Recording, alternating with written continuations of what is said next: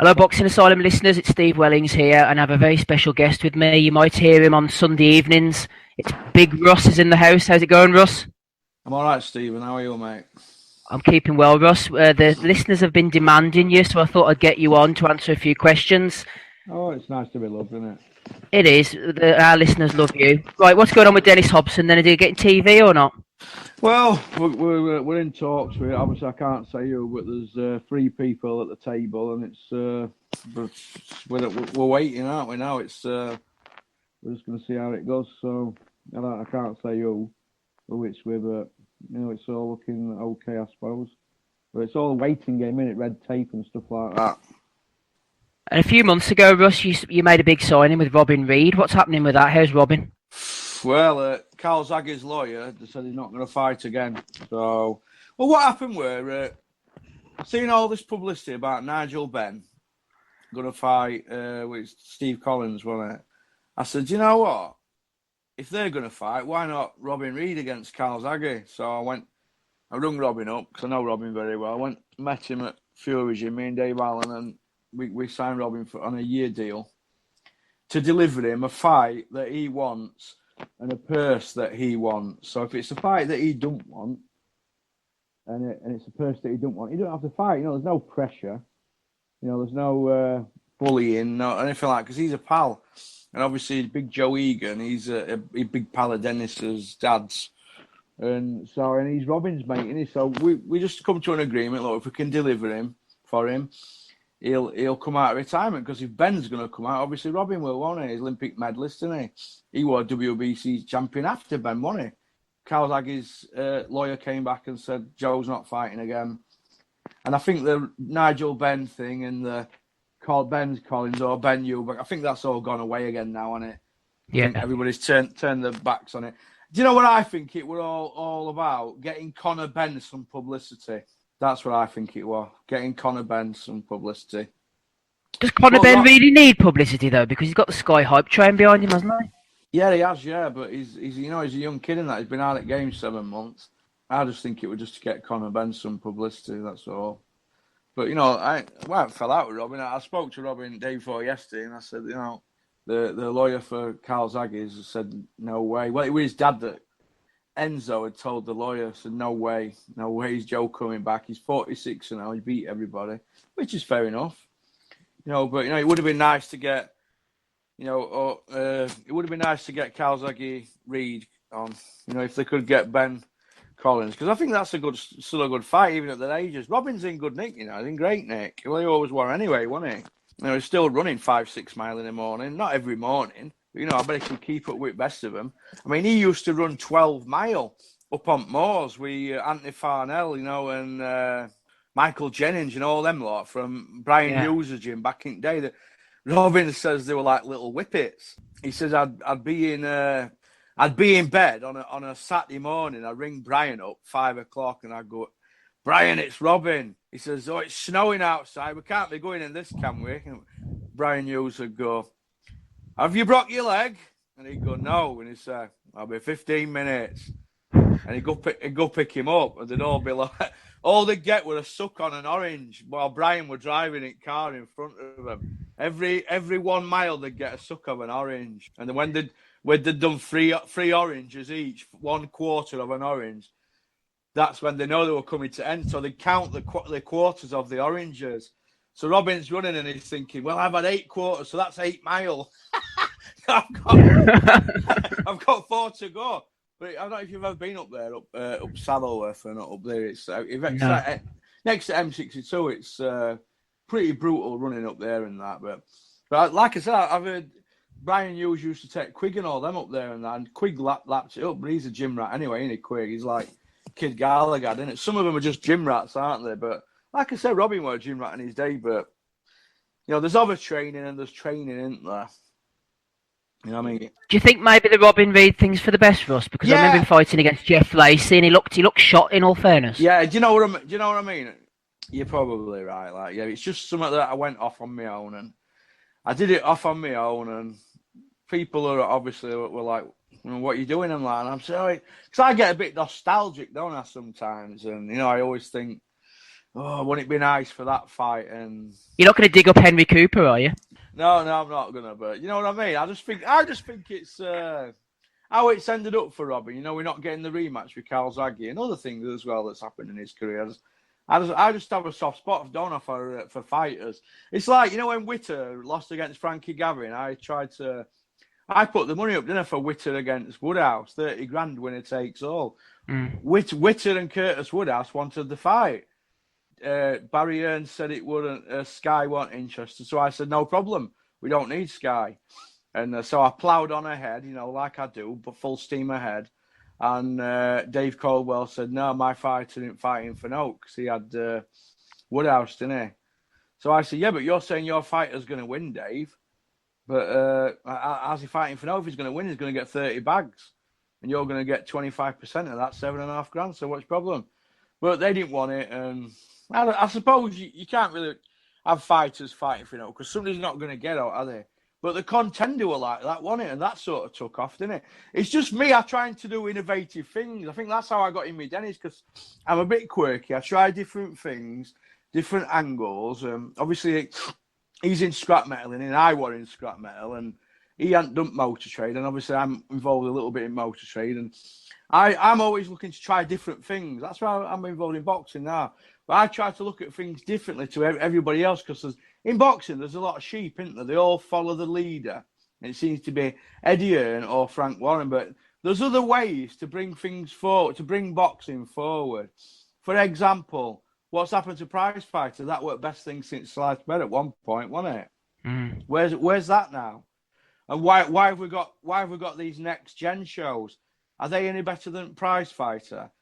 I could give you a list of 20 things now if I sat with my A4 block of paper I have next to my bed and a pen. I jot things down at night, and then when I go in the morning to office, I fire things at Dennis, and he just screws it up and fires it back and says, "You're out of your mind." And every now and then he'll go, "Yeah, that's okay," and then he'll go, "No, get out of my sight." Oh, yeah, that's good. And that's what it's all about, isn't it? Teamwork. But we'll see, won't we? I plod on, don't I? Do you think sometimes, Russ, people look at you as a bit of a joke figure, but you've got a lot more substance, really, in the boxing game? Yeah, I have cracked, don't I, on Twitter and that. Look, do you know on Twitter, I actually do all right for myself, me. But on Twitter, I'm not. I can explain it. I don't take Twitter seriously. It's not real life, is it? It's just blowing a bit of steam off. But if you meet me in person, I'm not really like that, honestly. I'm a totally different person to that. That's just a bit of a giggle in it and a bit of a laugh on that. In real life, I'm actually all right. I'm quite a generous kid, and you don't get to get involved in boxing if you're a bit of a clown, like, you know, a joke figure. What about Big Tyson then? Is he retiring or not? Do you think he'll be back? I hope so. I don't think he will be now. We're 2 years out at ringing, and there's no date, is there? No. There's no date, and he's as big as an house, isn't he? But I hope he comes back, because there's millions to be made, isn't there? But yeah, the kid ain't got a date, has he?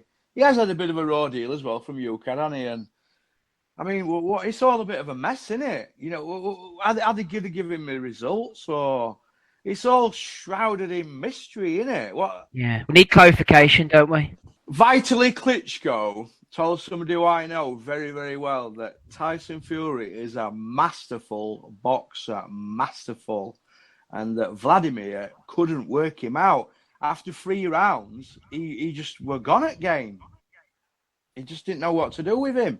And by that time, his tail were up, wasn't it, Tyson? He just kept going from strength to strength, didn't he? He told me, I seen him on my birthday, October last year, and he said, no, I'm not coming back. So, I don't know.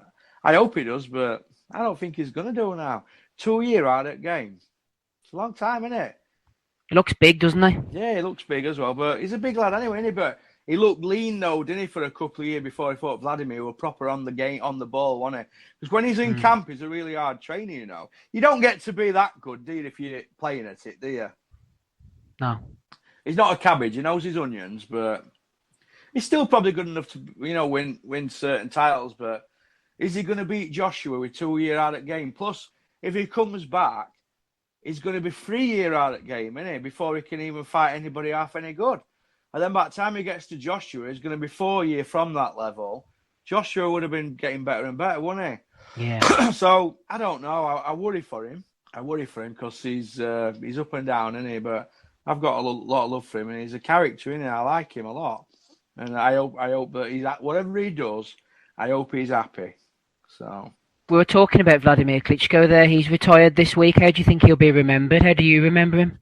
How do I remember him? It's funny actually because I spoke to my missus about him, and I said, she says, "What do you think?" She bought me that DVD. Do you know that film about him? Yeah. We watched it. She says, "What do you think about him, Russell?" And I said, "Do you know what? If they were my brothers, younger brothers, older brothers, or whatever, I'd be proud to have them as my brothers because they hold themselves well, don't they? Like I always say to my lad Reggie, I said, try and hold your son well. He's nearly 5. They hold themselves well. They carry themselves good. They dress smart. They say all right things, but I don't think they're reading off a script like Joshua. I think they're just that way because the dad were in army, wasn't he? Or Air Force guy, wasn't he, or something? Yeah. But they've been a credit to the sport. Vitally were a more exciting fighter, but Vladimir, he had a boring style, didn't he? And he was killing division for years, wasn't he? When Tyson come and dethroned him, I were into a mad frenzy when he beat him. And I was glad he beat him actually, but he never passed the torch, did he? He came back to get torch to Joshua, didn't he? I suppose it's all ended up sad, hasn't it? I suppose he did pass it in a way to Fury, and then he passed it for a second time to Joshua. But I would have liked to have seen the Joshua rematch. What do you think? Yeah. I would have done. Yeah. Oh, yeah. And I think he realised that. You know what? It's an hard fight for him, wasn't it? I don't think he had anything after round 9, did he? You know, when you grow old in the ring, like Mickey Ward grew old, didn't he? In the 6th round, in the 3rd fight with Gattis, didn't he? He said he never had anything from that 6th round. He was just hanging on till 10th round, wasn't he? Well, I think that was Vladimir. It was just gone. It was just gone from him. You know, like Kevin Mitchell when he finished it. Once it's gone, it was beaten out. Yeah, nothing there left. Eric Morales went like that as well, I think, in one of his fights. Just nothing left. That's it. And he's a proud man, Vladimir. But a peak Vladimir Klitschko, would he beat a peak Femi? I think, yeah, he would. But I think Femi, he blagged his way through the fight. He was talking to him, but he looked like he had his feet in treacle. He was talking to Vladimir, and I think he was saying things like, well, this is what he said. He said he was saying to him, I'm going to knock you out in a minute. But he didn't. He waited and waited until he got his second wind, didn't he? Once he got that second wind, it was all over, really, wasn't it? Vladimir was very weary. He still fought scared, didn't he? He fought very scared. Now, that's his trainer's fault, that, in my opinion. He should have jumped on him and emptied tank because he was there for the taking. Tyson would have jumped on him and Hughie. They'd have been all over him like a rash. Antonio Tava, he'd have been on him like a rash. If that were anybody in Frotcher's division or Viterbi, any of them would, they'd have been on you like a rash. Kovalev, any of them. Vladimir, he still had that caution a bit about him, didn't he? That's what cost him. You mentioned Hughie Fury there, Russ. He's fighting Joseph Parker. What's the ticket sales like at the moment? I've heard the plodding on, actually. It's not brilliant, but it's not as bad as what, other promoters are saying. I mean, they've got some advertising up in Manchester and that, some in London and that. So obviously they're trying, aren't they? But I don't agree with what Eddie's coming out with. We putting interviews out there saying it's shocking and this and that and it's going to be cancelled. And you've got to give him a chance, haven't they? Don't forget they haven't got a TV deal. It's not 100% their TV deal yet, is it? No, it's been said, has it? And, is it going to be on ITV, do you think? I don't know, it's all up in air, isn't it? The TV is all shrouded in mystery with all these promoters at the moment, and I don't even know half of it myself. I only get to find out bits, and if I do find out, I'm sworn to secrecy, but I'm hoping it's going to be on TV. I mean, we're talking about a world heavyweight title, aren't we? In England, with a kid who's, what is he, 23 next week or next month, 23-year-old next month, 20-0. Fighting for heavyweight title at world, it's like greatest title in the world, isn't it? We should be getting behind this kid, shouldn't we? Not saying it's going to be cancelled, no tickets, blah blah blah.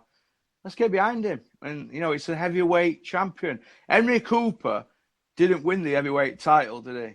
No, he would treat like a king and knighted him. So let's get behind Hughie. And I hope he wins. And to be honest with you, Hughie's untested, and so's Parker. Hughie's best win's Fred Cassie. Parker's best win is John Ruiz. But I'd have Parker to beat Cassie, and I'd have Hughie to beat John Ruiz. Andy Ruiz. Andy Ruiz, sorry. Yeah, that's him, yeah. Junior, yeah. Not John Ruiz, yeah, sorry, yeah. How do you think it'll play out? I think Parker will beat him, if I'm honest, Russ. Do you? Yeah, I do, yeah. I think it's a 50-50 fight, and I think home advantage will come into it. I think Hughie on points. Well, I'm hoping Hughie on points, but we're going to see, aren't we? We're going to see. Do you think people aren't getting behind it because it's the WBO? It's one of the lesser titles, and they see Anthony Joshua, they see Klitschko, they see Tyson Fury. It's almost as if it's not a real world title fight. Do you understand what I'm saying? Well, Tyson had the belt, didn't he? And Vladimir had it, didn't they? But I mean, from the casual public point of view. Yeah. Do you know what's diluted that belt? Frank Warren's been involved with WBO for 30 years, hasn't he? Right, since it started. And let's be honest with you, we've had some shockers from WBO, haven't we? I mean, look at that Biryani who was just for Anthony Yard. Now, you've got to look at it like this. How on earth is he ranked? What he ranked? Number 8 in world. Yeah. I mean, come on. That makes the WBO look shocking. Or, you know, like Nicky Cook, 18 months on a beach, then all of a sudden he's slipped in at number 11 That's for the WBO, problem. and then he's put in with Ricky Burns. Look at Liam Smith as well, against Jimmy Kelly. Let me tell you something about Liam Smith, shall I, right? I don't know Liam Smith, right? And I am very critical of him, but this is how I look at it. Liam Smith's not beat a world champion yet, former or current, but he's got a world title belt at home. Do you know the Smiths? They've had 122 fights, right, as boxers. They've fought 10 former and current world champions. Do you know they're 0-9? They've not beaten a world champion yet. Now, is that the Gallagher myth? Or what? Did you know Joe Gallagher has had hundreds of fights as a trainer? Do you know he's only beat 3 world champions? Kiko Martinez with Quigg, Darlis Perez, and the other guy that Crawler beat, Gavin Reese. That's it. They beat 3 world champions. You tell me one more world champion that Joe Gallagher's beat. There ain't none. He's a myth. He's a myth. It's a myth, mate. It's a myth. Well, we've been saying this for years, haven't we? And Joe, I know you're listening, and I apologise, but I just like to point it out that it's a myth, mate. Sorry, but you were sussed out ages ago, Joe.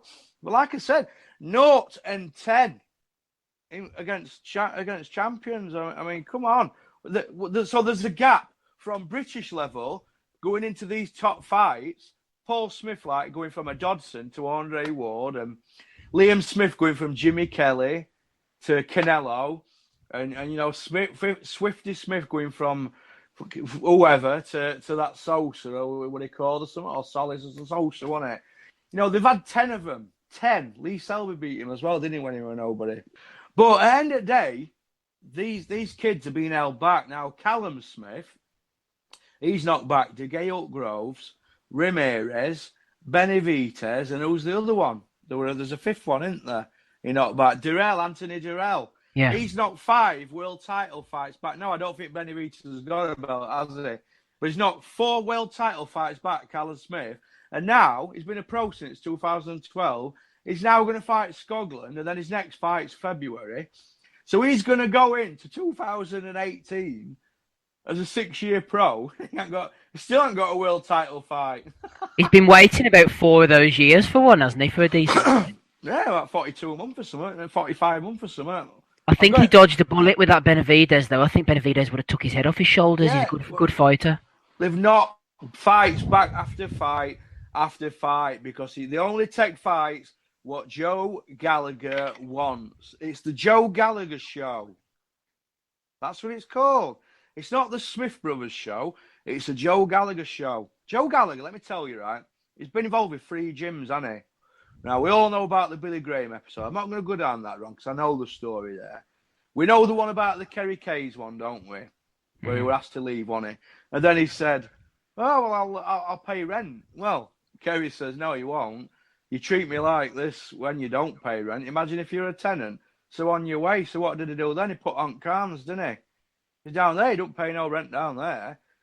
That guy is having boxing off, mate, big time. He's got all them kids on lockdown. He ruined a generation of boxers, Joe Gallagher. Let's go through the list, shall we? And I've got no paper in front of me because I'm in bed badly.